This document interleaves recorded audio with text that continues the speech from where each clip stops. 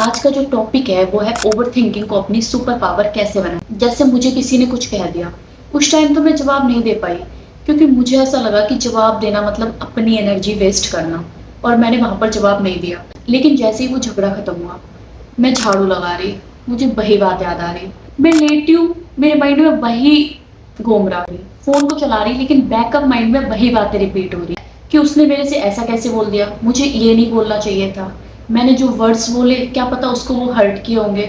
यहाँ तक कि हम सामने वाले की भी फीलिंग को इमेजिन करने लगते हैं, इतनी ओवर थिंकिंग बढ़ जाती है। और ये वाली प्रॉब्लम सिर्फ मुझे या आपको नहीं है, दुनिया में ऐसा कोई नहीं जिसे ओवर थिंकिंग ना हो, हर किसी को ओवर थिंकिंग होती है। बस डिफरेंट ये है कि कुछ लोग उस ओवर थिंकिंग को अपनी सुपर पावर बना लेते हैं। ऐसा करने से वो अपनी लाइफ में स्ट्रेस फ्री हो जाते हैं, अच्छे डिसीजन मेकर्स बन जाते हैं, और जो अच्छे अच्छे आइडियाज होते हैं ना वो उनके माइंड में आने लगते हैं। तो चलिए समझते हैं कि मैंने कैसे अपनी ओवर थिंकिंग को अपनी सुपर पावर बनाया। पर उससे पहले आपको ना इस सच को जानना पड़ेगा कि हम में, जानवरों में, पशु पक्षियों में क्या डिफरेंस है। यूनिवर्स ने हमें एक स्पेशल स्ट्रेंथ दे रखी है जो उनको नहीं दे रखी, और वो है हमारी इमेजिनेशन। ओवर थिंकिंग और इमेजिनेशन एक ही सिक्के के दो साइड्स हैं। आज आप जितनी भी चीजें अपने आसपास देखते हो ना, फोन, स्मार्टफोन, टेलीविजन, वो सब हमारी इमेजिनेशन की वजह से ही हुआ। जितने भी क्रिएटर हैं, साइंटिस्ट हैं, राइटर हैं, जो भी ऐसे लोग हैं जिन्होंने कुछ क्रिएट किया है ना, वो पहले उनकी ओवर थिंकिंग, और उसी ओवर थिंकिंग की वजह से उन्होंने हमें इतनी सारी चीजें दे दी। लेकिन हम ओवर थिंकिंग के उसी लूप में फंसे रहते हैं, हम एक कदम आगे बढ़ा ही नहीं पाते हैं। इवन मैं भी ऐसे ही करती थी। जब मैं ओवर थिंकिंग से परेशान हो जाती थी ना, जब मेरे माइंड में ज्यादा थॉट्स आने लगते थे, तो मैं उसको कंट्रोल करने लगती थी। मुझे लगता था कि ये चीज गलत है, मैं इतना क्यों सोच रही हूँ, इससे मेरी एनर्जी वेस्ट हो रही है। उस टाइम मुझे ये बात नहीं पता थी कि ये एक एनर्जी होती है जिससे आप अपनी लाइफ को बदल सकते। लेकिन अब जब मुझे ओवर थिंकिंग होती है तो मैं उसको कंट्रोल नहीं करती। मैं उस टाइम पर देखती हूँ कि मेरे माइंड में क्या थॉट्स आ रहे हैं। जैसे मेरे हस्बैंड से मेरा झगड़ा हो गया और मुझे उनकी कुछ बातें पसंद नहीं आई।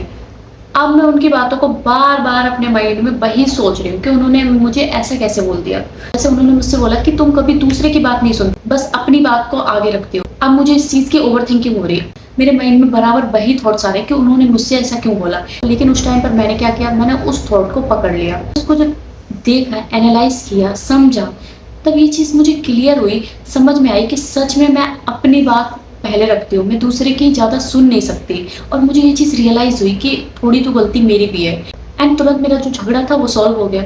इसी तरह से ओवर थिंकिंग एक साइन होती है कि कहीं ना कहीं आप कोई मिस्टेक कर रहे हो, जिसकी वजह से वो चीज आपको ट्रिगर कर रही है।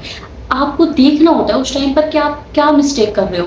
आप क्या करते हो, आप उसको इग्नोर कर देते हो, आप उसको कंट्रोल करते हो। देखिए, जिस इंसान को बिल्कुल सोचने की आदत नहीं है, जो इंसान बिल्कुल अपना दिमाग यूज ही नहीं करता, उसको भी अगर कोई गलत बोल देगा ना, तो वो बात उसको भी बुरी लगेगी और वो उस चीज को ओवरथिंक करेगा, क्योंकि उसको वो चीज ट्रिगर हुई। और यही तो वो एनर्जी होती है कि आप नेचुरली दिमाग नहीं लगा सकते, लेकिन जब आपको कोई चीज ट्रिगर होती है ना, तो आपकी एनर्जी आपको पुश करती है कि उस चीज में दिमाग लगाओ और उस मौके का आपको फायदा उठाना चाहिए। इसका मतलब अगर मैं एक दो लाइन में समझाऊं तो वो ये है कि जब भी आपको ओवर थिंकिंग हो, तब आप उसको रोकने की बजाय उसको देखो, उसको समझो, उसको नोटिस करो, फिर उसको एनालाइज करो और उस पर एक्शन लो। अपनी ओवर थिंकिंग को वेस्ट मत होने दो, क्योंकि ओवर थिंकिंग में एक एनर्जी होती है। ओवर थिंकिंग अगर वेस्ट हो रही है तो इसका मतलब है कि आपकी एनर्जी वेस्ट हो रही है।